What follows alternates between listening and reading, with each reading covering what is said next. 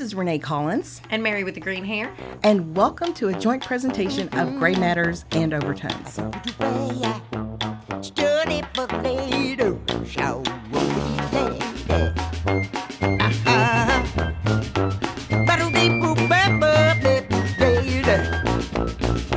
in a world filled with illusion, greed and progress stand hand in hand, trying to control us through division.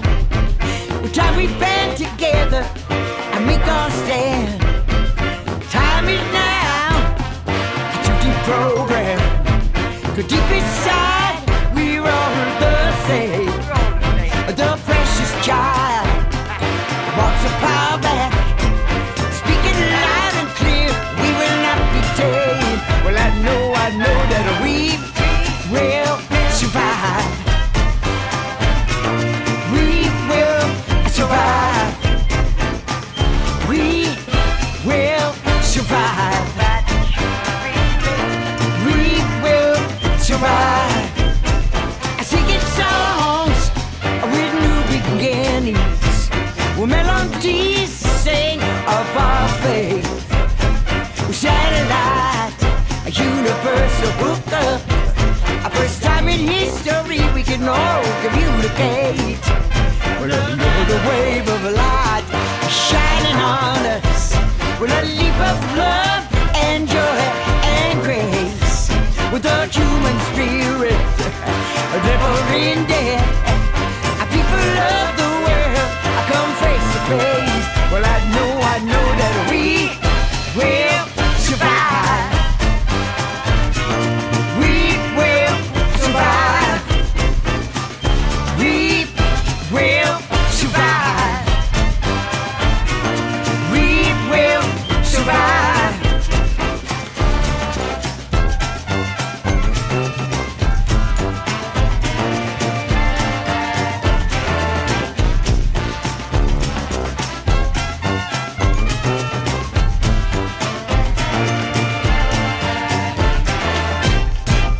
Welcome, everyone. You are listening to the 54th broadcast of Overtones Tribute to Veterans edition on WLXU 93.9 FM, Lexington Community Radio. We are coming to you from the beautiful and historic Lyric Theater in the great city of Lexington, Kentucky. We have just heard from local legend and global recording artist Ashland and Lexington, Kentucky's Gail Winters singing a very special song that her two sons, Artie Bratton and Trip Bratton, wrote called We Will Survive, and it has become the anthem for the diversity and inclusion show I host called Gray Matters. Gail is performing this song with the March Madness Marching Band, and it seems most appropriate and positive way to kick off a wonderful crossover event like we're doing today on both Gray Matters and Overtones. We are so glad to have Mary Horsley, a.k.a. Mary with the green hair, with us today. Let's welcome Mary to Overtones, everyone.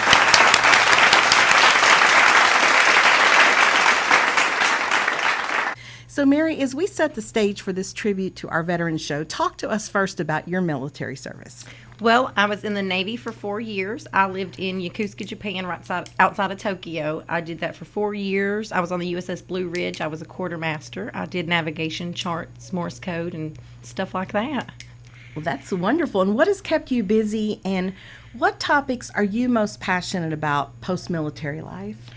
Well, I got my degree in communications and journalism, and so I blog and write for my own page, It Could Be Worse Vlog, and I also do some pretend modeling, as I call it, so that's how everyone knows me as Mary with the green hair, and I just try to see as much music as I can. That's awesome, and we are so glad to have you here today.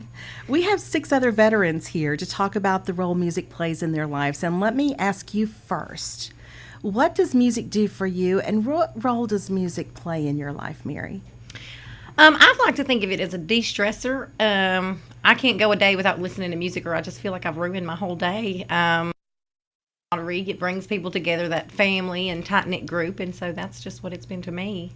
We are so always glad to see you out and about at all of these different venues. And like I said, it is so fun, isn't it? We have the best time. We do have the best time. And we see the best people. You're easy to find as well. Oh, yes. Yeah, I stick out like a sore thumb. So if you see Mary with the green hair out and about, please tell me stop hi. by Come and and yell tell her at me. hi. Absolutely. In essence, artists like these veterans and the music they create are exactly why we have gathered you all here today to contribute to and listen to this rich, vibrant musical explosion of talent that is happening right now in the great state of Kentucky. Mary and I are so excited about this outstanding lineup for this special edition of Overtones, appropriately titled Tribute to Veterans. So without further ado, here is your Kentucky Overtones starting lineup.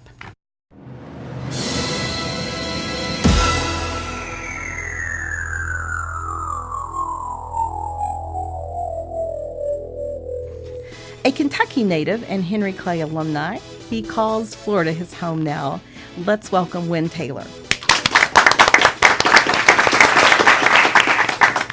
Originally from South Carolina and now from Knoxville, Tennessee, he is an artist that performs in the Kentucky area, and let's welcome Micah Howard.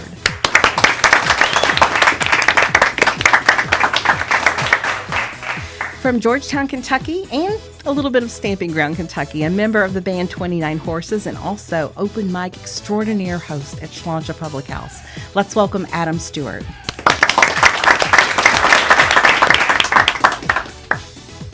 From Lexington, Kentucky, he is in more bands than we can name in one show, but he also has a solo act. Let's welcome Brad Fowble.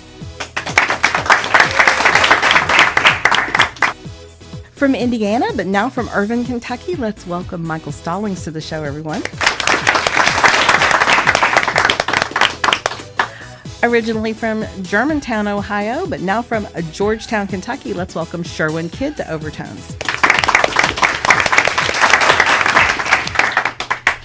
We're going to book in the show today with the music of Wynn Taylor. So, Wynn, tell us what we're going to hear from you today to kick off the show, and what's the background of the song? I think it's Dime Store Radio, and the genesis of this song, my dad used to tell me the story about when he was a kid. He was 11, and it was up there in the eastern Kentucky where they didn't have nothing, so he put together a little wheelbarrow-y thing, and as the coal train would come out of the mountains, coal would fall off of it, and he'd pick it up, put it in the wheelbarrow, and then run it across the plant there and put it in the pile. And after a week of doing this, they give him a quarter. So, after you think about that story enough, I got thinking, what would you save your quarters for? And so I got thinking of that time, and I figured he went and got a cold Coca-Cola on a hot July and August, whatever day, because it's what you do up there. You drink a lot of soda pop, and radio to listen to. So that's basically what it's. That's Orville Taylor. That's the song that he inspired. And thanks for not making me a junior. So.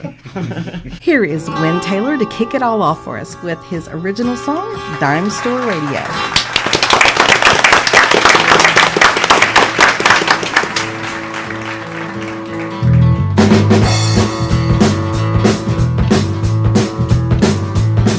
I went down to the dime store, had some money to blow, so I bought a Coca-Cola. Hey, this old radio, man, I heard somebody holler.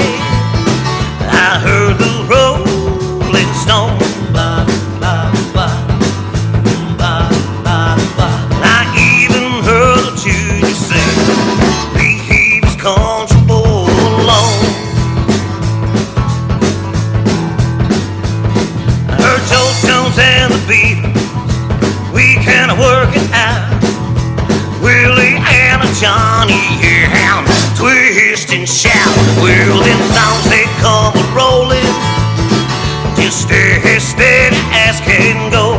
Blah, blah, blah, blah, blah, blah. Well, I got a Coca-Cola, yeah, my dime store radio.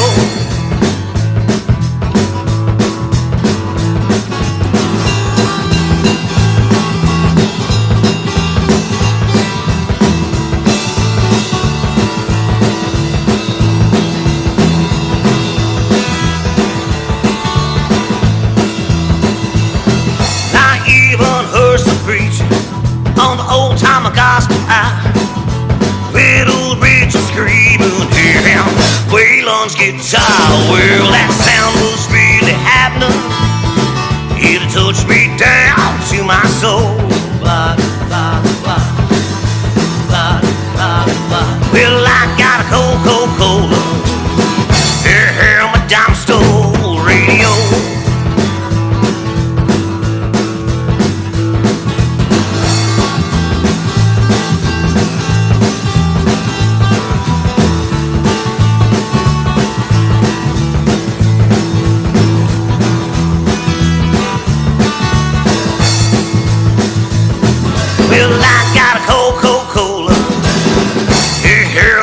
Stole Radio.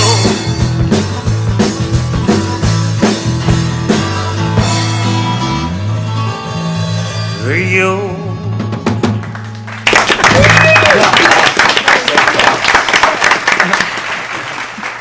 Thank you so much, Wynn. We are going to hear much more from Wynn later in the show, but for now, stick around as we will be back to hear the music of Micah Howard next on Overtones on WLXU 93.9 FM, Lexington Community Radio.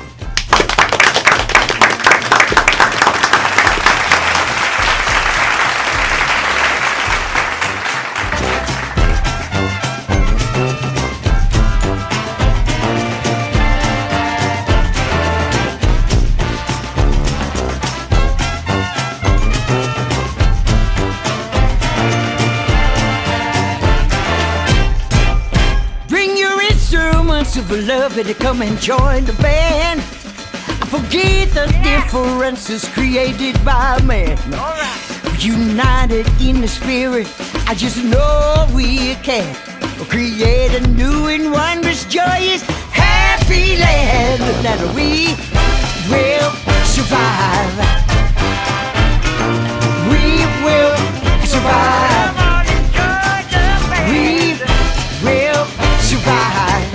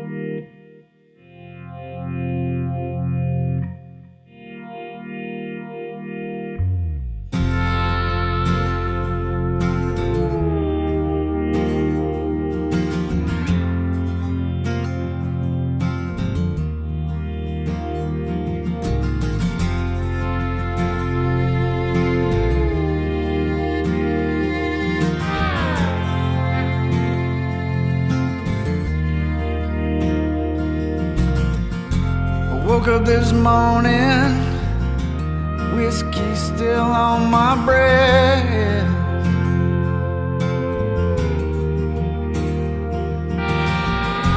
Said yesterday I wasn't gonna drink, but I did.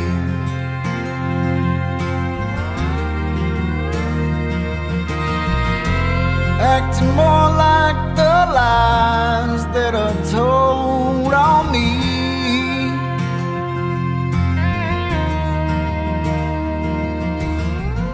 For some reason I can't seem to get what I need.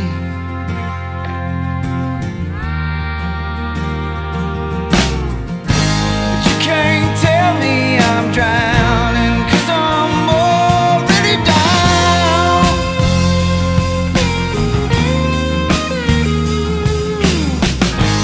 I'm standing on the beach, Lord, and the tide's creeping in.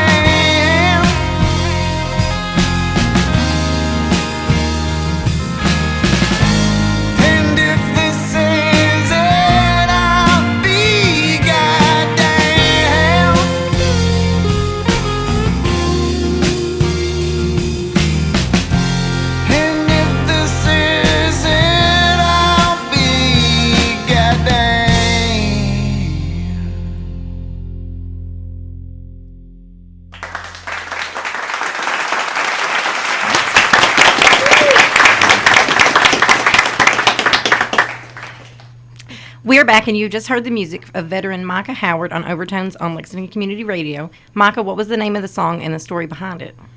It's called Drowning, and it's kind of my, I'd say PTSD awareness, but kind of the raw version of it, because I wrote this song being a combat Marine veteran, and I see a lot of times in country music, it's more about red, white, and blue, patriotism, owing stuff to soldiers, but I just wanted to give something that soldiers and Marines and military personnel can really connect with by extracting the raw emotions of, coming back from war. So that's about it. Micah, tell us about your new release and where we can find your music.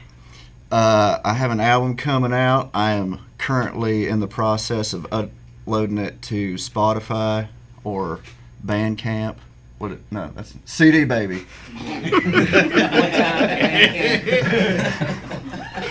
Yeah, so I'm an independent artist, and I'm not very tech savvy, but I will get it done. Should be out the end of this month. All right. What I'd like to do before we dive into the wonderful gift of conversation and friendship that we're experiencing here today, let's educate our audience about each of you. Tell us your name, where and when you served, and what you do now. My name is Micah Howard. I was born and raised in Columbia, South Carolina. Did 10 years in the United States Marine Corps as an infantry Marine. Did 5 tours overseas, 3 to Afghanistan, in austere combat situations. Live in Knoxville, Tennessee, and I play music within the Appalachian Gauntlet, as well as I'm a fly fishing guide in the South Cherokee area. So that's what I do. Well, outstanding. Thank you. And Sherwin, we'll have you next. My name's Sherwin Kidd. I grew up in Germantown, Ohio. I served in the Air Force back in the 80s when the time that the Beirut got bombed over there. I did a couple years in the Air Force full-time, and then I switched over to the Air National Guard. I was in a combat comm unit in Springfield, Ohio, is what I did. And now I'm doing, I work for a computer company. I'm a storage area network expert. That's what I do. Welcome to Overtones. Next we have Wynn. Howdy. Howdy. Wynn Taylor from here. I live in Florida now, but I was Cav Scout, Desert Shield, Desert Storm, 89, 93. And now I'm kind of a professional gypsy. I travel around and make stuff and sing to people. And home repair person, I might add to that. Paint a few things. Now it's just living. Well, I live an artful life, and I think that's what I do now. Thank you. And we have Brad next. All right. I'm Brad Fowble. I was in the Navy from 2012 to 2016. I was a sonar tech. Currently, I am a musician and photographer for Mama Said String Band, among other great local bands. So. And what are some of those local bands? Mama Said, well, I'm currently in Quite Literally. Trash Bandits is kind of on the ice right now, but we're working that out. We'll see what happens. It's a work in progress. What else? I do my solo stuff. And Soggy Bacon String Band is also kind of mellowed out right now, but mainly focusing on Quite Literally and myself. So. And Quite Literally is quite literally the band to check out right now. Thanks, Brad. We have Adam next. Hey, my name is Adam Stewart. I served in the Army with the 1st Cavalry Division at Fort Hood for the better part of 4 years. I was the Behavioral Health NCOIC for 1st ABCT, 1st Cav. Grew up in Stamping Ground, Kentucky, in Georgetown, Kentucky. Came back, just working and being a jack of all trades, master of none now. We would disagree with that, don't you think, Brad? Yes. Thank you so much, Adam. And Michael? Hello, my name is Michael Stallings. I was born in Jasper, Indiana. I'm currently a resident in Irvine, Kentucky. I served 6 years in the United States Army with Charlie Company, 1st 149th Infantry. I started as a Bradley mechanic, worked myself into communications and infantry as 11 Bravo, and when I got out of the military, I was a supply sergeant. Well, welcome to Oliveville. I'm so glad you're here. And to start off this with our first hot topic today, I teach a class called Unconscious Bias, and it's a real passion of mine in helping people see the world through a lens other than their own. Recently, when interviewing veterans on my other radio show, I learned something that I have also confirmed to be a thing by talking to other veterans as well. And we just experienced what is probably the longest version of a July 4th holiday because the 4th fell on a Thursday and we're now on Monday. And as Memorial Day, Independence Day, and Veterans Day occur every year, two familiar customs of these days involve fireworks and the act of thanking our veterans and those currently serving our country for their service. Can I get some thoughts from each of you all on how you feel about both of these customs? And I like the way everybody's looking at me. They're so polite here, folks. Yeah, I'll go. Okay, thanks, Wynn. All right. As far as the fireworks go, I mean, just be mindful. You know, it's what I thought one of the great things about Lexington's fireworks thing this year was they had such an event downtown. It seems like that's where everybody went. So, any explosions I heard last night were in the distance, and I tasted that metal taste a few times. I got those, but. It's just nice that it's not everywhere up and down the block, middle of the night, and those big mortars going off, which is one of my personal ones I don't like. But as far as the thanking for the service, man, you hear a lot of people say a lot of things. And I think if you truly want to thank a soldier for their service, you do something good in your community. Because we went, I don't know one soldier that didn't join in order to make their life better and to make their country better. So to come across people sometimes who don't seem to have any sort of recognition that maybe you should be a part of your community, I think is one of the very things that frustrates veterans. So at least this one, I can't speak for everybody, but it bothers the hell out of me. Okay, thank you. That's why we're here today. Anybody else? Yeah, I'll say something. I got so fireworks for me, I wasn't ever in combat or anything, but I know a lot of people have dogs, and so when it comes to fireworks, not only be respectful of your neighbors and everything, but be mindful of the pets you have around you, because there's nothing worse than cuddling your dog in the middle of the night, sweating, both of you just sweating at each other. You're like, when is this going to stop? As far as the thanking for the service, like he said, just go do something good for someone else. Okay. Yeah, I think the same thing though.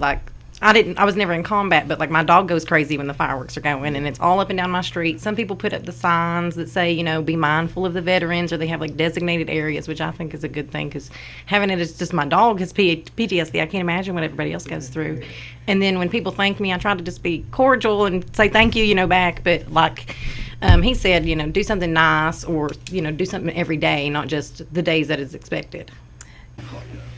I mean, I don't mind the fireworks at all. I've been in a couple combat situations, been blown up a couple times, and I like blowing stuff up. As any real Marine would want to. I like things that go. I mean, it's fun. I love the rush of an explosion. It just kind of, and it's kind of interesting. I was thinking about that the other day. The VA does a thing where they put you through, where they try to reenact the traumatic situation to kind of I don't know what it does. I haven't gone through it yet, but stimulate something out of you or something. I think that kind of does it, because when I hear those explosions, I just proud to be an American. As long Makes as me proud. as long as I'm the one blowing the thing up, then I don't have a problem with it. Yeah. That's exposure therapy. That's yeah. The thanking for your service, it's great. The time we live in is really great right now, because the guys coming back from Vietnam didn't get it like this, and they went through some crazy stuff, unimaginable. Can we say hell? Hell on earth. Thanks for asking. And, we come back and we're greeted with open arms, but the biggest thing about the thanking for service, it almost seems like the one thing that gets me about it is sometimes it's kind of just like a task. Somebody will just thank you for your service, but not really know where that is supposed to come from. And one thing I know that a lot of veterans want is for people to kind of see what's going on outside of this country, because we kind of live in a bubble, because we're surrounded by two major oceans and everything else is going on. There's so much stuff going on out in the Middle East and Europe that you can't get on a cruise or a tour destination. You know, there's a lot of poverty out there. There's a lot of people living in squalor, and we've seen that. And if there's a way you can bottle that and bring it home and show it to people, I think we'd be a lot closer in this country, to be honest with you. Thanks, Micah. And I know Adam. Yeah, the VA, kind of putting you through that situation. That's exposure therapy. That's it's a pretty standard treatment for PTSD. And just on a side note, they developed that through rape victims because of the trauma. It's all trauma, so therefore it's similar. As far as the fireworks go, I'm not a combat vet, so they've never bothered me, and I've grown up in the country, so they're just kind of a thing that happens. The thanking people for their service, I agree with, I think, what everyone has said about it. I think I saw a Facebook post like in the past couple months. It was, if you want to thank a veteran, then be an American worth fighting for. Mm-hmm. And that's really, because regardless of politics, whatever, it just seems like there's so much division in every aspect, and there's so much less of that in the military. Like, people don't get along, they don't have the same views, but everybody comes together and works towards the mission and works towards that common goal. And I have other thoughts on it. Like, if you really want to thank a veteran, go do something for the veteran community, because how many homeless veterans do we have on the street? And that shouldn't happen. That should not happen. And I realize that sometimes it's because decisions were made, but maybe we need some sort of safety net. Like, just stuff happens. And I think if you really want to thank one, you push for ways to make it better, not just for veterans, but for everybody. And Sherwin, let me hear your thoughts, and then I want to get Michael's. Yeah, I was just thinking about the fireworks and stuff. To me, we have a little dog at the house, and she gets to the point where she's shaking and stuff. And I think sometimes people don't really think about some of that as how the effects that it does have on animals besides veterans and stuff. I'm also prior law enforcement. So when I start hearing things that sound like gunshot to me too, it all starts coming back, and you're aware of your surroundings. And I mean, we've kind of gotten used to it, and I think a lot of young folks, they probably don't even think about that kind of stuff. And that kind of goes back to, he's talking about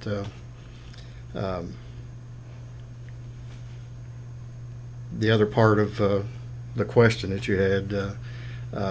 I think people don't realize, they thank veterans, they thank you for your service, stuff like that.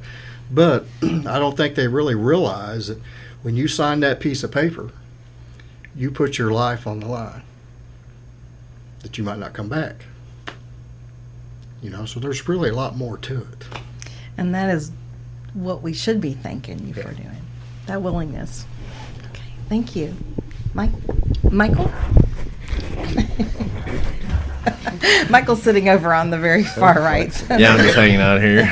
I'm making my knees hurt. My view on these fireworks, we're Americans. We're going to fire off fireworks. We're going to enjoy them. We got controlled areas and everything to do these things in. And I think, we're all mindful of veterans as best as we can be. But the veterans themselves, if they feel uncomfortable in them situations, they're going to avoid that situation. Right. And that's just a simple fact. Be respectful to veterans, because there is a lot of people suffering from PTSD, and if there's any way that you would feel good about volunteering at the VA hospital, there's volunteer programs that are provided at the VA hospitals that are located close to you, that if you wanted to, you could volunteer, and that would be helping a large group of veterans. So that'd be something to take into consideration. Yeah, and I have seen a lot about, veterans kind of know what to do if they are triggered by fireworks, and that's to leave. But we have a real tendency, I don't know if it's a Kentucky thing or if it's in other states, apparently so, by reading on Facebook, but sometimes these things go on for like 10 days. Oh, It starts 5 days before, and it's every night, 3 in the morning, and that we If you could all knew it was probably... from 8 to 10 o'clock, Yeah, so exactly. Having it at midnight and 3 in the morning. All the That's, Joe Dirts, man. Little whisker biscuit. Yeah. Yeah, and I know I've seen one version of these signs too, which I thought was really interesting. Is that this one particularly said, combat veteran lives here. Please be courteous with your fireworks. And some of the children in this one particular neighborhood thought, well, that means they want to see some more fireworks. Because like, be courteous, share your fireworks. So it's just really interesting how we all look at things through such a different lens, isn't it? Yeah. Yeah. So, well, that was an outstanding first Oh my gosh, round so of fun. questions, wasn't it? It was. And oh yeah, so Mary will let you pick back up here. We've already talked to you. You put your My 2 cents in, yeah. Mhm. Okay, awesome. So here we'll pick up. As we head out to break, we're going to hear the next from Adam Stewart. Adam, what do you have for us today, and tell us the background of your song? I've got a song called, let's see if I can pronounce it right, Almira. I think the song has had about 3 different names, but it's named after the Wicked Witch of the West's sister in Wicked. But it's basically just a twist on the Wizard of Oz theme. Instead of, you had the Scarecrow, Cowardly Lion, and Tin Man is 3 different people. It's from the perspective of if they were one people writing a letter to Dorothy after she's left Oz. Outstanding. Well, let's hear it for Adam Stewart on Overtones.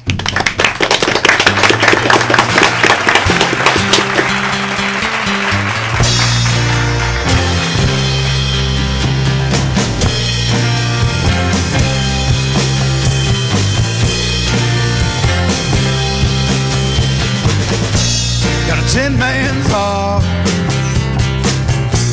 a scarecrow's brain, a lack of courage, keep me sane. So the stars from the sky, put them in your eye. Take those ruby red slippers, never say goodbye. I've been dreaming of tornadoes. I've been dreaming of the wind that'll someday carry these words and bring me back home again.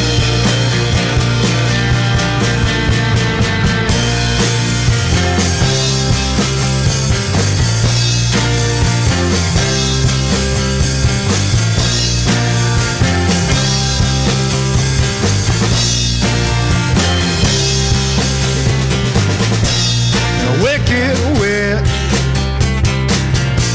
came down from the west, took all that good from my chest, like coal to a fire.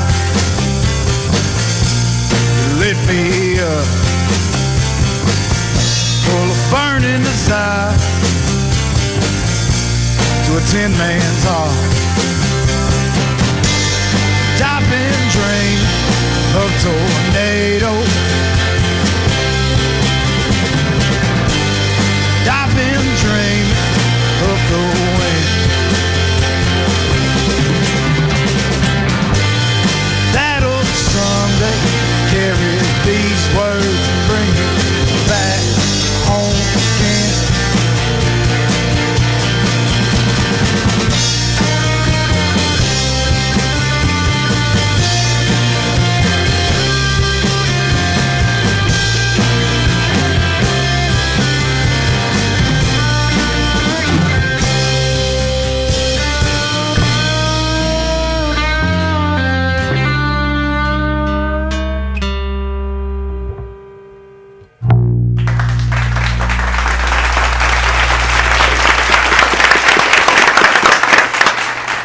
so much, Adam. Where can we hear more of your music?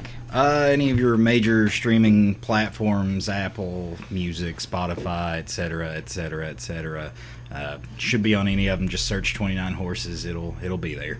And who else is in 29 Horses with you? Derek Brown, who is also from Georgetown, Kentucky. He's also doing his own solo songwriting thing.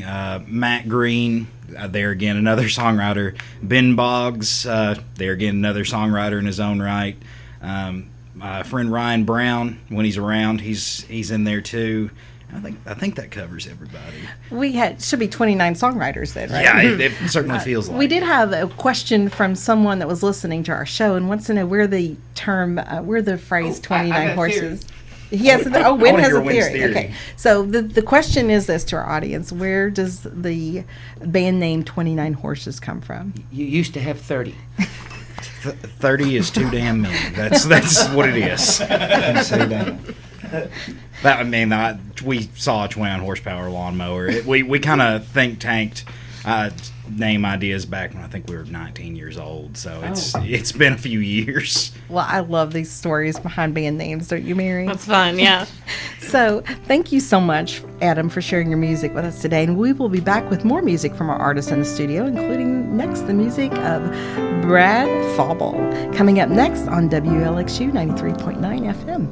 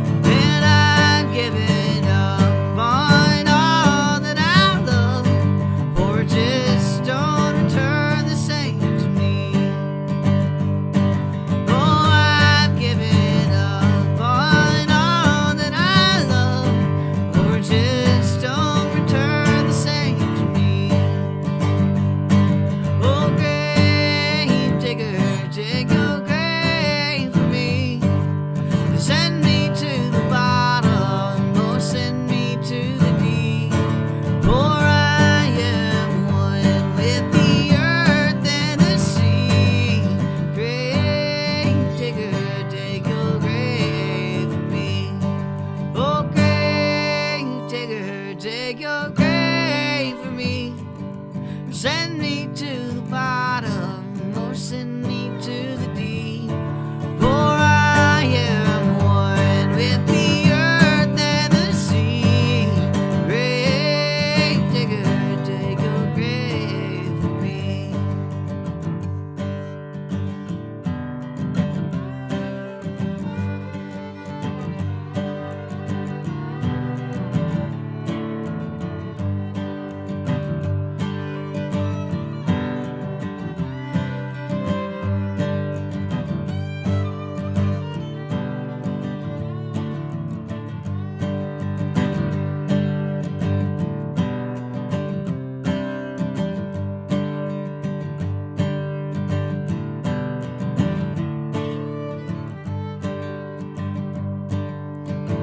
Maybe one day it'll all come around, and maybe then you'll see. Life without love is no life at all. We'll be free to chase our dreams.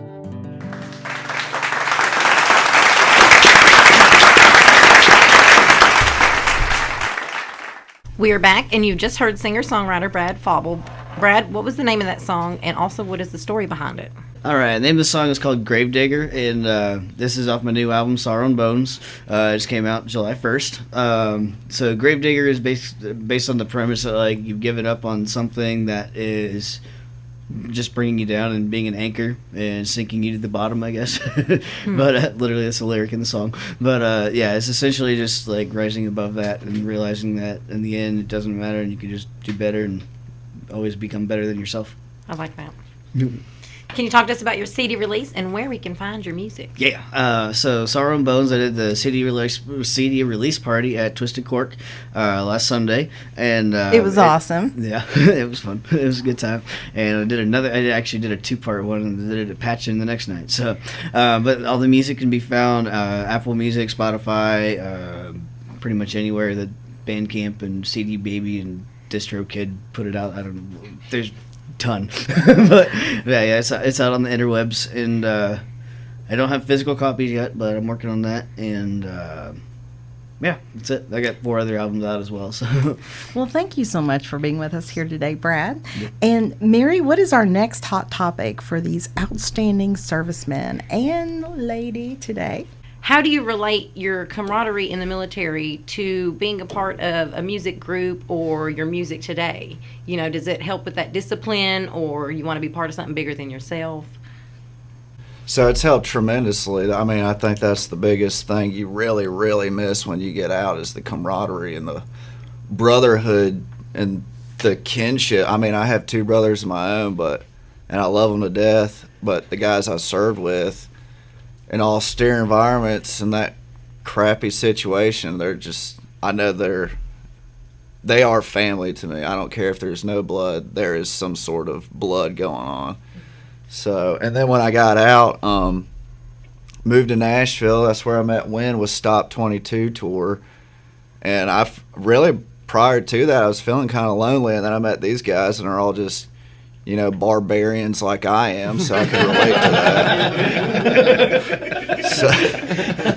that. So it kind of, it brought me back to life. It almost rejuvenated me. It's like you crave that camaraderie. Yeah, you need it. Smack and all that jazz. Yeah, any veteran listen to this that is feeling lonely, go find some sort of group. Whatever you're into, find the veteran niche in it, because there's like a 99.9% chance there is. Find it, get in it, save yourself. So. I like that. And Wynn, do you have something to add on to that? How do you talk after that? Was that good? Was that You're like something on the spot. Yeah. No, Mike and I didn't meet on the Stop 22 tour, and I can say a lot of what he said. I was just very all to myself. I didn't really fit in. I'm liked by a lot of the songwriters down there, and we are friends, but there's something else when you can have a conversation about your whole life in a group of guys. So, and as far as the work, I mean, I mostly play solo, now, and it's because if you're going to work for me, I'm going to work you. You know? Yeah.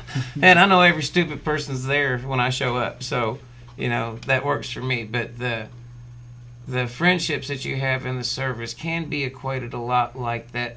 Not playing in the band the full time, it's that moment when everything is just firing and you just look at somebody and give them a nod and they know exactly what you mean and the song goes into this whole new thing. That's what soldiers are able to do. Is like, well, we just had a thing a couple years back. They deactivated our unit as soon as we got out of Iraq. And so the guys you got closest to just immediately went to the wind. So 25 years later, we got together and they wanted to roast a hog. We had to put this hog onto the fence after it got all shot up, and we were going to carry it down this big old hill and put it right next on the smoker there, which was right next to a bog. So if it went bad, it was going bad. But we hadn't seen each other for like 25, 26 years, and without a word spoken, we all grabbed a hold of that thing the way we're supposed to, walked it down the side of that. It just worked, and after it was over, man, I was just like, that was beautiful. I really missed that just kind of understanding of a moment, no one complaining, just going, well, by God, I'll not let the guy next to me show me up, you know, just, and to work in Congress with each other. I think it's a beautiful thing, and everybody should give it a whirl. And let me ask you both, because you were with the Stop 22 tour about this time last year, when you were on Red Barn Radio, and you also came to Commons Crossing at WKY. And maybe tell our audience about the purpose and the mission of Stop 22. Okay, well, Stop 22 is to bring awareness to PTSD and to kind of normalize the conversation and the situation, and also provide support to each other. Like, we're getting ready to go out here. Was it next month? We're going to go play Picking on the Pinion? Yeah, Colorado. That's going to be a good time. Yeah, it's... Scooter Brown's going to be there. He's a primer. He's played with Stop 22. Yeah. And we're going to go to Indiana for something somewhere. I haven't heard about that yet, but I'm sure yeah, I will. Well, we have grand communication. Yeah. We're all Mike spread and I out. haven't seen each other in 6 months. Yes. You know, we've been doing our separate. We keep up on Facebook, you know, keep it going. But I think it's a lot of what Stop 22 is about. You know, for many of us, it's been a springboard and to give us that little, that base of support of musical friends to where it lets you just jump off into the rest of your life where you should be. Yeah. And where can people learn more about Stop 22? Well, Stop 22 is on. They got a Facebook Primarily right now. Facebook. Yeah, there's real close, and I'm not sure how long it's going to take, but everything's set up for a website for it.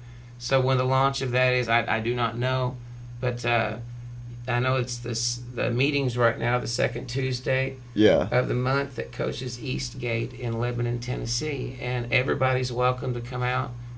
You know, come and introduce yourself, say hi, and yeah, it's not just restricted to veterans. I mean, we got Daniel Broderick. Yeah, we got a volunteer. We're talking about volunteer. We got a volunteer. Yeah. The bass player that came, Daniel, and Bobby Sodacom. Bobby. You know, and Bobby's been playing for He used to be Kitty Wells' drummer. You know, so Bobby playing with you works out all right. You know, you'll certainly sound better. That's good. And Daniel's massive on everything. He can play anything. But they were both friends of one of the founders of it, and they've had some mutual people have issues with PTSD and some to the worst outcome. So they volunteer and are right there just as steady as a backline should be, right? Mm-hmm. Well, they're having an event this Saturday. Wynn and I aren't going to be able to make it because we're road dogging it, but they're having forget the name of it, but it's a annual kind of get together concert. It's going to be all day down there at Coach's Eastgate Grill in Lebanon, Tennessee. So wonderful information. And let me now let's get Adam in front of the microphone, and the topic is camaraderie. I think it has helped me as much as it has hurt me, because I have a separate question off the question. Is that does anybody else in this room find that no matter where they go, they somehow find the other veteran in the room? Yeah. You look That's how we met. Yeah, that's exactly how we met. It does not matter where I go, I will somehow find the other veteran in the room, and that's where I end up. And it's not on purpose. That's just how it works out. So, and I guess maybe because I've only been out year and a half. It'll be 2 years in October that I've been out, and I still have this thing where in my head I want to hold everybody to the same discipline level of getting to places early and showing up and being prepared, and because it's so easy. But you know, a lot of my friends are not like that. They weren't in the military, so I have to kind of not lower my expectations, but adjust them. We talked about this when we first got here. Everybody's going to be on time today because it's all veterans. We all work. We're all on time. True. That did happen. But yeah, Punctual. I think it's helped me as far as discipline and finding other people and not feeling so lonely and having these people there.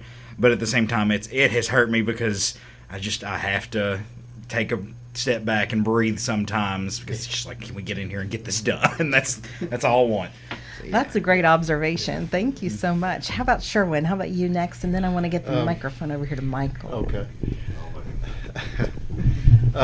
You know, the band that I'm part of is called Shanghai Express, and we all got together. Started off from a little jam session thing, and the guys I play with, they're not veterans. They're not veterans, but they had a rock band back when they were in high school. A couple of the guys, and one of the guys, I think Rusty's probably been playing bass since he was 5, and he's the same age I am now. So, but you know, the camaraderie, I got to have that stuff. I just, you know, I'm probably older than you guys. It's in here, but you know, it's between my veteran status in the Air Force, and then I was in law enforcement for a while and stuff. It's just like a brotherhood of all that. So, and having the band stuff, I mean, I play around with a bunch of different people, sit in, stuff like that. So I play dobro, and a lot of people have never seen a dobro, what that is, and play backup and do some other things. And, you know, it's like what Adam was saying, you know, you find people that, you know, you're kind of drawn to people that have that same kind of camaraderie thing going on, and you're able to, you know, it's like what Wynn was saying, you know, even though I hadn't played with some of these people and sit in with them, it's just like you're the best of the wing it phase. You can make stuff happen, and you've never even played the song, and it's something they wrote. You know, it's amazing sometimes what actually comes out of it, you know. But you know, that the camaraderie stuff is just, yeah.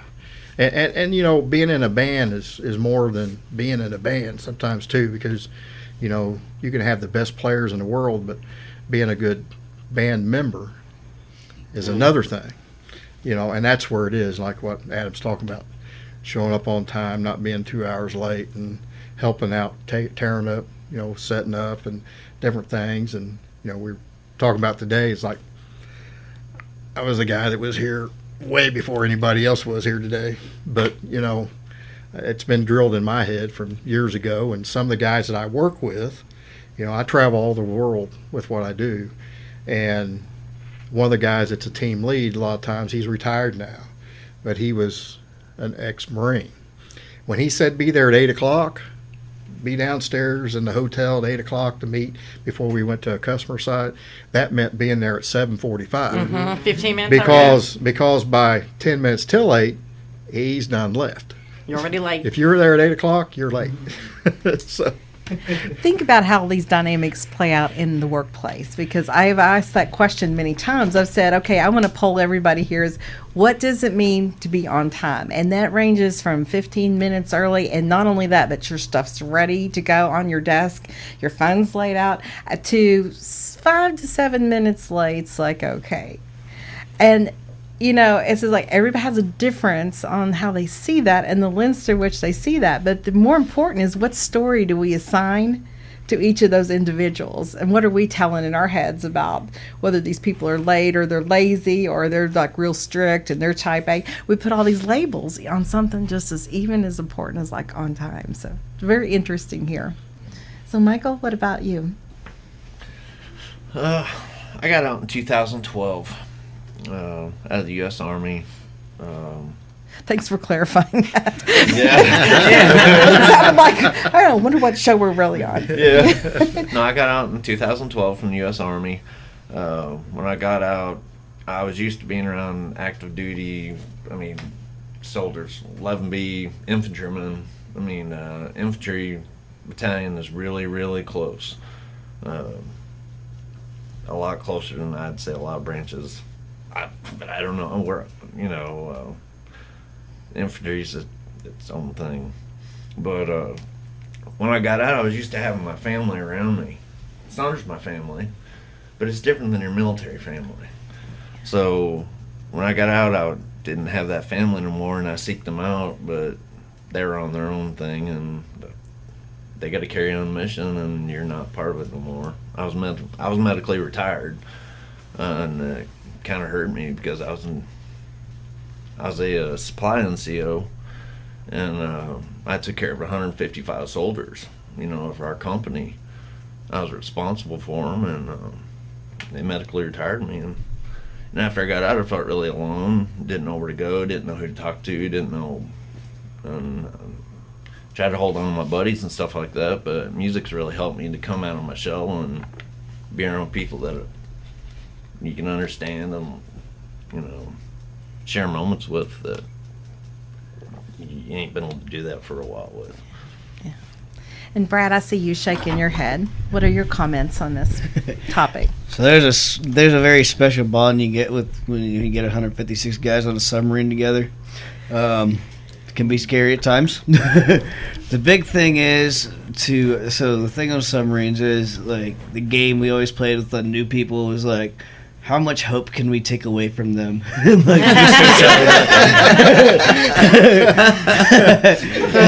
like with the band, you don't want to necessarily do that because so from that perspective, don't do that. Don't take hope away from people. Give it. So I've tried to make it a point of giving hope back to people now that I'm not on a submarine. So that's all I got on that.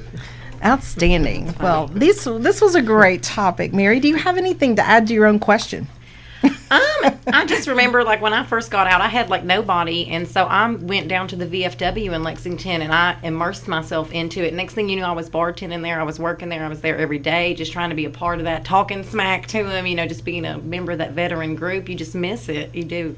Mm-hmm. Mary, do people take you as the military type? No, oh gosh, no. I get carded everywhere, and they're like, "Oh, she must be a dependent or whatnot." The green hair don't help, and I look young. I look like I'm 15 sometimes, so that don't help. And they never expect me to be the veteran. And then when I'm like, "Oh no, let me pull out my DD-214 and I'll show you," people will comment on my car plates. They'll be like, "Nice plates," and they're looking at me like I don't own them, and I'm like, "Oh no, honey, I'll tell you." I'm like, I get questioned a lot. It's fun. They never give me a menu on like Veterans Day for like the Veterans Day free meals. I have to ask them like, "You got another veteran here?" Like, have at it. I had a guy say to me the other day, he goes, "Oh, when I thought you said vet, you meant veterinarian." He thought I was with a veterinarian tour out of Nashville. Oh, goodness, I'm getting all kinds of great stories here today. So next, before we go into break, this was a great round, by the way. Next, before we go into break, we're going to hear the music of Michael Stallings. So, Michael, tell us about the song that we're going to hear next on Overtones. This song is called "Angels Watching Over Me." It's a little story of being an infantryman in the United States Army, and kind of being a person that goes to church before you went in the military and everything, and believing in the 10 Commandments and everything, and then getting in the infantry and getting in the military and learning that these 10 Commandments don't really, they tell you that you got to kill somebody. That kind of goes against the 10 Commandments. So, you just got to kind of count that, whatever you got over you is watching over you. So, my mom passed away, and I just always considered that she was my angel watching over me. So this song is kind of how the infantry took religion away from me and how my mom kind of brought it back to me. Here's Michael Stallings on Overtones.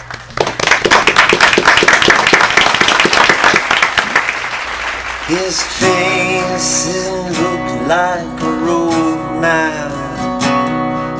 Sorrow and lonely old days. The friend I known had gone the rowdy old way.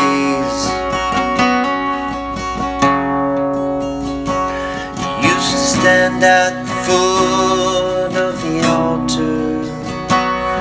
Say prayer when you lay down to sleep. Your faith that the Lord would protect, covered in sheets. But the infantry took commandments out of him. And all of them kept him afloat, now forced to swim. Now the enemy is on the home front, but the angels are watching every day.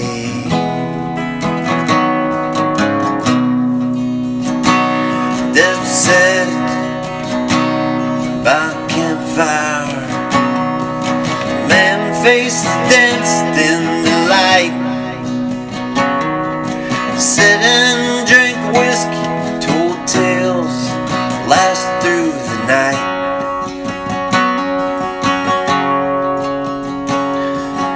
Told me the times in the army, told me the times in the church, told me the times when the strong and able to work. But the infantry took commandments out of him.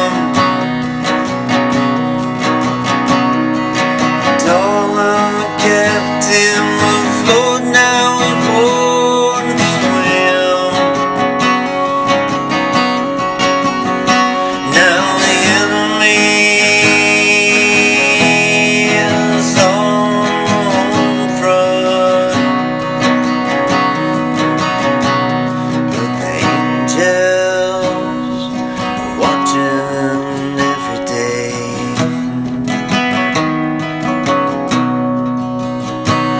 But the angels are watching every day.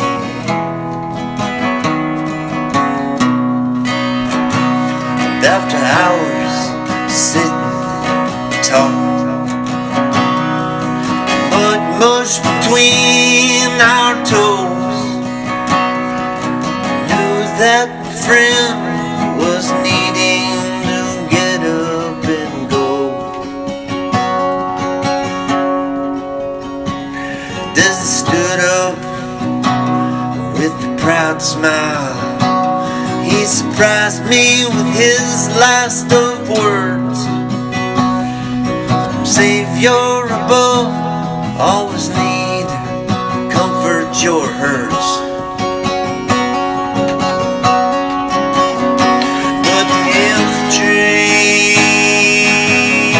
took commandments out of him. And all of it kept him afloat, now he's forced to swim. Now the enemy is on the home front, but the angels are watching every day.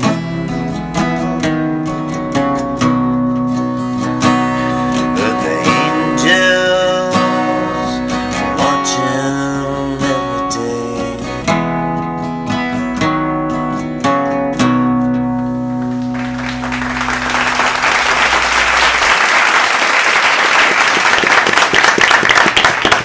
Michael, that was beautiful. Where can we hear and see more about your music? I'm still working on a lot of new material for this new album. You can see me at Twisted Cork and a lot of different venues around the state here in Kentucky.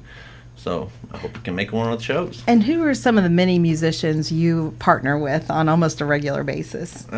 Jory Bolin and Joel Sardinas and a few from the Kentucky High Times crew. Well, this is wonderful. We thank you so much for being with us here today on this very special edition tribute to veterans on Overtones.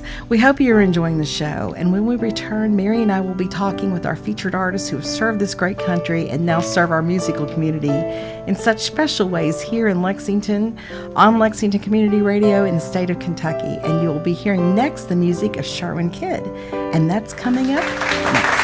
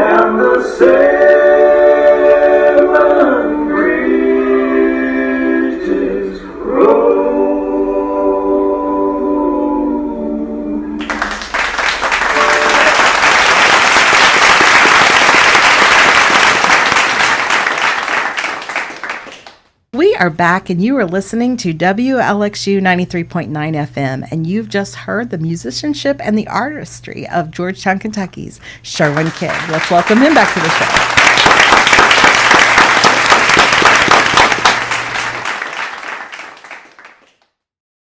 So Sherwin, what was the name of that song? Well, the band that we have is Shanghai Express, so we normally all we do is covers. So we've got a couple songs that they've been working on writing, but we haven't finished all that stuff up yet. So, make a long story short, what you just heard was a little bit of Seven Bridges Road from the harmonies and stuff that the four of us get together. So we usually do 7 bridges with one guitar with a 4-part harmony, and it's kind of become our trademark. Harmony, a lot of harmony with what we do is kind of our trademark. Okay. Where else do you play? Well, we're playing around town a lot of times at Salancha. There in Georgetown. We play at Country Boy, and August we're booked about every weekend in August. We're going to open up for Exile in the beginning of August. We're going to play at Skybridge Station and the Brick House up in Prestonsburg. So we're playing around the local area. I always tell people we're kind of like the best kept secret in Georgetown, because a lot of the stuff we play around town home wise. And we haven't ventured out too awful far yet, but Well, I know I've seen you. You're just like popping in everywhere and playing with everybody. yeah. I play around with a lot of folks. Play some with Chris Bentley and Brother Smith. Yeah, when Aaron and Wes come to the love Georgetown them. stuff, usually me and Sam Pollock, we usually go over there and sit in with them. I know it's fun. Yeah. Every once in a while, I'll sit in a little bit, maybe with Grace Jenkins if he's there at Salancha. Salancha's kind of become the that's our home. place to where Yeah. you never know what's We going to love happen. it there. So wonderful to see music I've there. seen you Great there. place. Yes. Yeah. Yeah. See Renee there many times. It's became like a great atmosphere for music. It sure has. Sure has. He is, man. Ashley, you're so nice. We are so glad you are here with us today, Sherwin. Thank you so much. Thanks for having me. And Mary, this is the, I guess, double Jeopardy round. Extra points Double for this question. Jeopardy. All right. Either that or we could do a big Family Feud. I'm going to line them up in rows here next, folks. But Mary, you have another question to talk to our amazing veterans. Yes, we're going to ask what music does for your soul. This is where we need to play the Jeopardy music, actually, right? What does music do for your soul? I'll take right answers for 1,000. Key change. So who would like to start off this round? What does music do for your soul? I'll go. Awesome. Adam's breaking ice here. I'll jump up and do it. This may come with being a veteran. I think this has more to do with my personality. In a lot of ways, I go places I don't really feel like I belong in certain situations. But from a very early age, my dad always had music playing. Like, it was Tom Petty, it was Ted Nugent. It was classic rock a lot of the times. Mom listened to 90s country on the radio, and that's just what I grew up around. And I don't think I ever realized how much it impacted me growing up. And I got into a band from Memphis, Tennessee called Lucero when I was a teenager. And every time they'd play in Lexington, I was too young to get into the Dame to see them. So I think I was 18 or maybe 19. They came to Headliners in Louisville, and I finally got to see them. And I just remember going to that show, and it was what I've always thought church should feel like. There you go. And I think it was that. I was like, I want to do this. Like, this is the thing I want to do. And that band has a pretty big veteran following, as I've come to find out, because I managed in 2017. They did a free show at the Rustic in Dallas, and I was stationed at Fort Hood, and we drove up, and they had challenge coins, and they just gave me a challenge coin because they found out I was in the military. So I mean, for music, for me, for my soul, like, that's home. That's the one place where, as frustrating as it can be sometimes, and as mad as it can make me, as much like your family, you get mad at them, but that's home. That's where I need to be at. Let's go over to Micah next. What it does for your soul?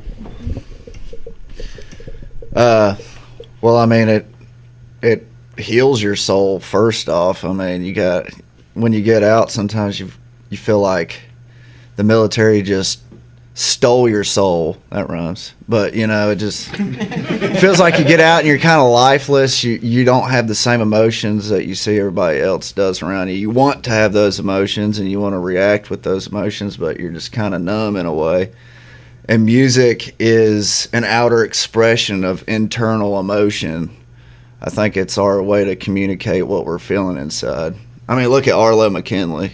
God, like you feel what he's saying, what he's trying to say to you, not in words, but in melodies and, you know, keys and stuff like that. So it kind of just helped me regain my soul. And I've been playing since I was guitar. I started learning, I think, 6th grade.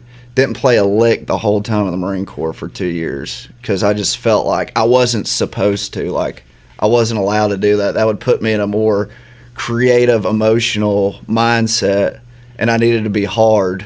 You know, I needed to be emotionless to some of the experiences I'd encounter. And then when I got out, I picked up the guitar, and it just, like, poured out. It's like all this pent-up energy and this stuff that I didn't even know it was still inside of me just poured out. And it's like people who were listening could feel it, and they understood. And I can sit here and if I talk a lyric to you, you're not going to get it as if I orchestrate it into chords and melodies and stuff. And that's what makes you feel it. And it makes you lose your sense of purpose when you get out too. And you feel like you have a purpose again. You feel like that's your purpose, is to communicate that message to people. So, yeah, whole lot of soul. Let me go with Wynn next. Oh. Can I get you to? Yeah, I always tell people that I try to make my life all about flow, you know. So there's things I akin to playing music, the same feelings like riding a motorcycle on a beautiful day, or when the wind hits the sail on the sailboat and you come up out of the water and you go. It's just that you get to slip away, and time's not long. Time is just this thing that almost stands still that you get to float in, and nothing comes in from the outside. You get that peace. So you kind of want to live there. I mean, I'm doing the best I can, you know, to live there. But it's its own form of magic, and I don't even really need a definition for it. I don't care why it works, you know. I just know I'm a better person when I get to do it. Brad? Yeah, it's kind of like what they were saying. When you, like, I played before I was in the military, and then while I was in for those 4.5 years, I just kind of didn't. And when I got back out and everything, I just kind of forgot who I was while I was in there. And then when I started playing music again, like, it just slowly all started coming back, and I was like, oh yeah, I still can do this. Like, it's kind of like riding a bike, you know. Finding yourself after that is peace in itself. And let's get the microphone to Sherwin next. No. The music stuff to me is, you know, I didn't play I played when I was in school, and then I didn't play a long time. And but the music part is, for me, it's my out. When I go and play and do all that stuff and with different people or with the band, you know, it's my out from the reality of what life is. And when you play and you see the look on people's faces, you can tell that you've taken them out of their realm of where they're at with life, good, bad, ugly, whatever, and put them in another place, a better place. And that's what it does for me. Michael? I was the same as these guys. I played growing up. I played in church. Played there with my family. We sat around the house and sang songs and stuff. And when I got in the Army, I quit playing music. I felt a responsibility that I never felt before, that I needed to take care of something, and, you know, I had a larger purpose. When I got out, I picked the guitar back up. I was kind of just sitting in the corner all dusty like. I said, man, I'm going to pick you back up. And things started coming back, and then I fell in love with the mandolin, and, well, it kind of gave me the peace that I needed. that little piece that I lost of me that started coming back. And then a circle of veteran friends of mine that are musicians just kind of gave me a big hug and said, "Follow me." I said, "Lead the way." And Mary, let me ask you to kind of close this round out with your thoughts about what does music do for you? This is one of the biggest supporters you will ever see. Oh my God, I know. I'm everywhere. For me, music is it's my whole day. I mean, I don't play. I started learning guitar last year, teaching myself electric guitar, but I never played before that. And in the military, I never knew any musicians. Like, I didn't know a single person who could have any talent because you just don't have time for that. It's a whole different world. So for me, it's like I wake up, I turn on my Bluetooth, I'm listening to it while I'm doing my hair. I've got my vinyl going when I'm in my office. I've got it on the radio in the car. So it's just all day long. And then whenever I can go out to shows, of course, I'm going to be there. I'm a people person. So that's what it just does for me. It brings me joy and gets me out and meets people. And Mary, let me just ask you as we kind of bring this round to a close, is you have, like, as you mentioned before, you have some topics that are very passionate to you, and you have blog sites, and you also, could you talk to our audience about? Well, I have IBD, Crohn's disease, and so once I was diagnosed with that and fibromyalgia and migraines, I started writing a blog. It could be worse blog. You can find it online, and I just kind of put out my patient perspective. I live at the VA, so I'm constantly venting about that and just going through my patient perspective, and I write for Everyday Health and IBD News Today and just kind of share what I'm going through so other people can, understand or learn, because when I was first diagnosed, there was no information, and so I just put out my own, and I started videotaping it, and people started watching it. And what does writing do for your soul? Oh, it just helps me vent. I have so much in my head that I just have to get it all out. Even if I just write it down and delete it, it just gets it out and it cleanses my mind, and it just like de-stresses me. Kind of like music, I guess, does for them, writing their songs, writing their music. It just gets it out of you, and you can just share it with everybody. Well, outstanding. I'm so glad you've been here with me today. Oh, I'm so glad too.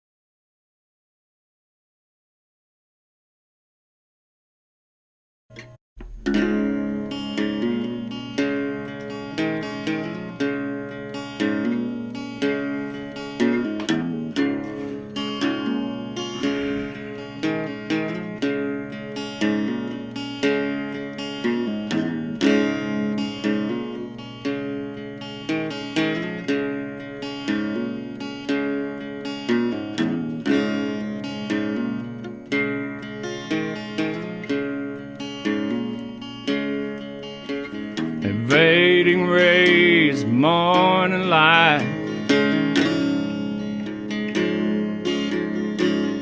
race across these hills.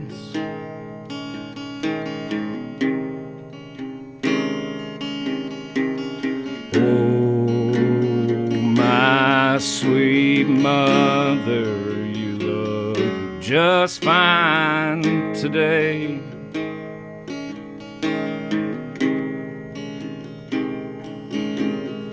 And I'm blessed by your grace and making it feel like home.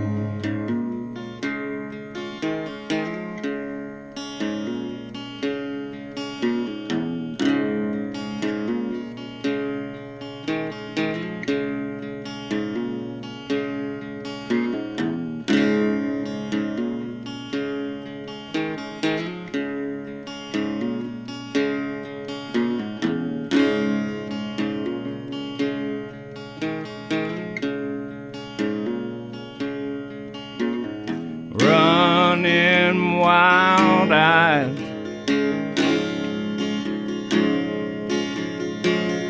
dodging dogwood blooms,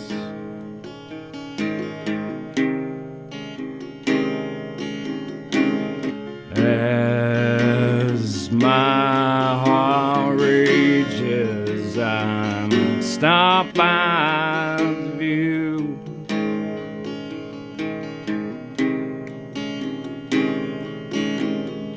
As I stare, I know there's nothing quite like home.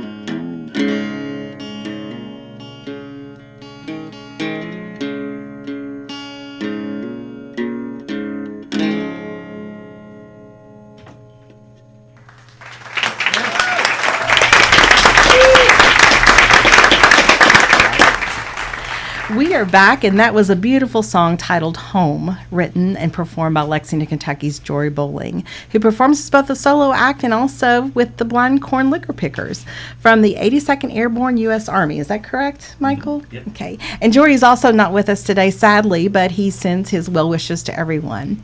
And Mary, another aspect of my own career is that I help people with their careers. And one thing I love to ask anyone I encounter that is experiencing a level of success in their own career field requires them to dig deep into their past and make connections to their present and their future. So the closing question, this will be final Jeopardy round today, I have for all of you is, what do you feel you've learned from your experience in the military that you've been able to apply to the life and also the careers that you have at this time? And Mary, can I talk to you about that first? Well, I think one of the big experiences from the military is just being a part of that team and having confidence in yourself. Like, you just go out, you do what you're going to do. You don't think twice about it. They just instill that into you to just be self-confident and be part of a team and be good with people, I guess. Micah, what are your thoughts? I think the biggest thing I learned from it is it can really always be worse, kind of like your blog. Totally. But, I mean, it can really, I've been in some really bad situations, and, you know, every day I wake up on U.S. soil, no matter how bad it is, I've got a roof over my head, I'm eating, I'm sleeping good. You know, it can always be worse, so that kind of helps me grind through anything, is not looking at it as so bad in my daily life. You know, that as I talked about the teamwork and stuff like that, it prepares you for a lot of that, and it prepares you for a lot of things. That you do what you're told, don't ask questions, and then later on you start. I mean, you always think about, you know, sometimes you'll think about, is it time to maybe ask that question? But when you're in the military, you don't ask those questions. But nowadays, you know, in your job, I mean, the job I do, I work escalations all day long, so I'm always in the crap. You know, nobody's never happy, and people are mad and screaming and losing thousands of dollars. So I'm kind of used to that.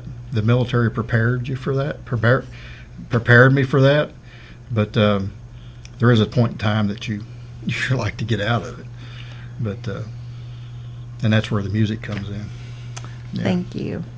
Wynn? It's maybe always, and you know, a lot of this could be like being a preacher's kid as well. So, you know, I was always brought up, then I went to something that was a group, you know, and I've been on the search of what group. Of course, Stop 22 doing that, but I'm getting ready to do something now. We're launching a thing called Task Force Troubadours, and it's going to be, and a Facebook is TF Troubadours, and you're going to find veteran musicians, veteran artists, veteran business owners, and more than that, we're hoping to go ahead and compile a list of links to where no matter where you're at in the country, you could find a music jam night or therapy that's of your like kind. So I think that really the culmination of my military experience and who I've been after is just probably now coming together for one thing. With more of my life is clear now than ever, you know. Thanks, Patrick. That was my shrink in Texas. I still talk to him, you know. And what a great guy. I mean, he was a Vietnam vet, so that was like going to see Jimi Hendrix for advice on how to play guitar. You know what I mean? But yeah, it's taken a long time, but I've found the positive all the way around in it. So I don't know if I've actually said anything, but I'm done. Well,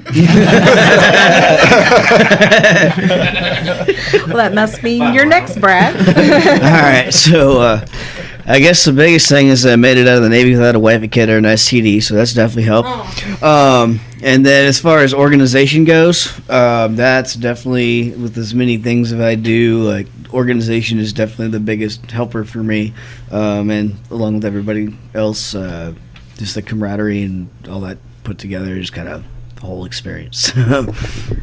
Thank you so much. Adam? I think I learned how to find loopholes. Oh yeah. Always read your contracts and your rules and your laws, folks, because they will try to get you in something that you are not caught up in. And then on the other side of that, as far as what my job was in the military, like, it doesn't matter what you think you know about somebody, you don't understand what they've been through, and just be kind when you can. Because I've heard a lot of messed up stuff, and it's not all combat related. So, yeah, just always try to be as kind as you can. Thank you so much, Adam. And Michael? One thing I took from the military is something that was kind of instilled in us. It's an acronym. It's leadership, it's loyalty, duty, respect, selfless service, honor, integrity, and personal courage. If you apply these things to your life, it makes things a lot easier, and that's one of the things I took from the military, and I try to apply to my life on a daily basis. Good stuff. Well, I can't say enough, and I'm so thankful for all of you all being with us here today. But first, before we go on to Wynn's song, I'd like to give each other a round of applause, because this has been a great day.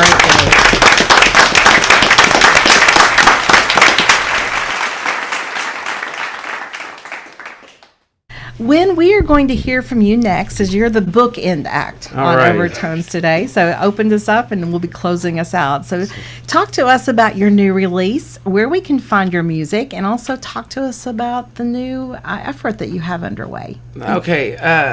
Well, the new release, I'm working on a recording about 15 songs, 16 songs or so, presently in Nashville, and hopefully by the fall this thing will be coming out. But until then, there's some like free downloads if you want them of music of mine on Reverb Nation. Some of it covers 20 some odd years of different live shows, and as I said, we got the Task Force Troubadours thing going on, which I'm hugely excited about. So it's TF Troubadours on Facebook, taskforcetroubadours.org. Keep an eye out on that. Please friend us on Facebook. And if you know any veteran business owners or somebody doing something really cool, living a nice dream, because the real concentration on this, we all know that yesterday was bad. We know all about that. So the point is to live right now and see people making that effort and living that dream. Because I think if anybody deserves to be happy, it's people who have sacrificed on one end, and to not claim that happiness, would be, I think, remiss. So hopefully we're going to help out with making a spider web of veterans and first responders and people all over the U.S. So we'll get to meet new artists and new musicians. And I'm excited. And who knows where it's going to go. But yeah, that's what we're doing there. When you have started off the show with a radio song, and you have a very fitting title track off your new CD, another radio song to share with us today, don't you? Oh, yeah, this one's, well, I'll tell you the story behind it first. Okay, well, there was the Phoenix, which was a radio station in Nashville, which was a small station. And there was a station here in the Lexington area out of Georgetown called WRVG, which they were really neat. You heard stuff that you wouldn't hear anyplace else, or you would see people that you knew walking out, hey, I heard you on the radio today. Well, within a short time, they were both bought out by Christian radio and turned into Christian radio stations. So I thought, if that was fair, that I could write a song called Jesus Took My Radio Away. So that's the name of this song. Here is Wynn Taylor with Jesus Took My Radio Away.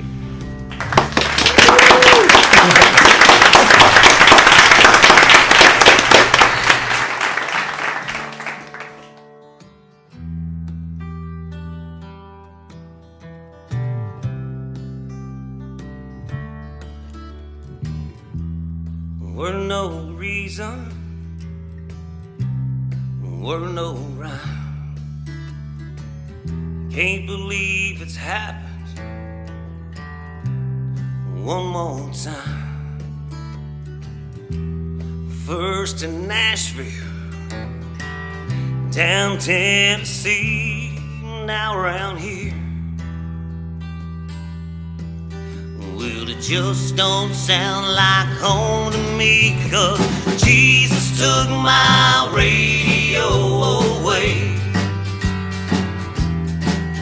No matter how much I cried or how hard I prayed, oh my, how I long for all the songs of yesterday. Jesus took my radio away.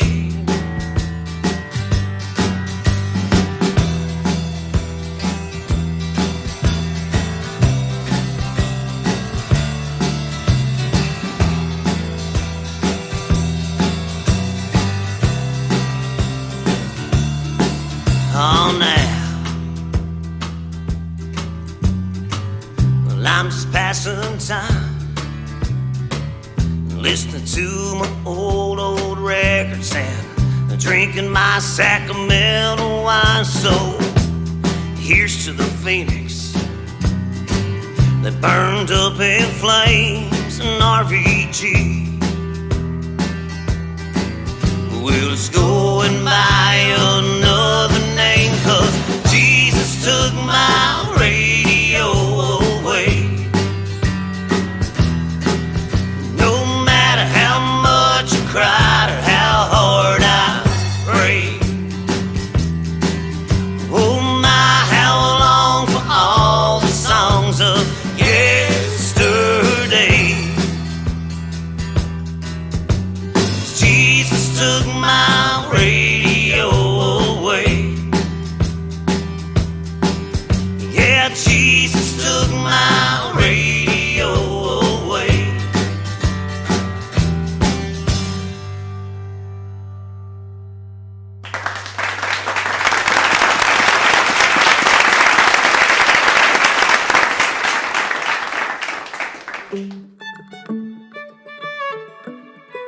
This seems like a great place to end this edition of Gray Matters and Overtones, episode 54, appropriately titled Tribute to Veterans. And Mary and I would like to thank all of our guests and all of you in our audience for making a choice to listen locally today. As we close the show today, you were listening to Louisville, Kentucky's Mama Said String Band, performing their instrumental original Moon Twins, and we are so thankful to them for this beautiful work of musical art that ends our show each and every week in such a powerful and inspirational way. Until next week, this is Renee Collins and Mary with the green hair, working in concert each and every week to bring you the best this great state of Kentucky has to offer music fans, reminding you that where words fail, music speaks. Have a great week filled with music, family, friends, and a lot of love. Listen locally. Goodbye, everybody.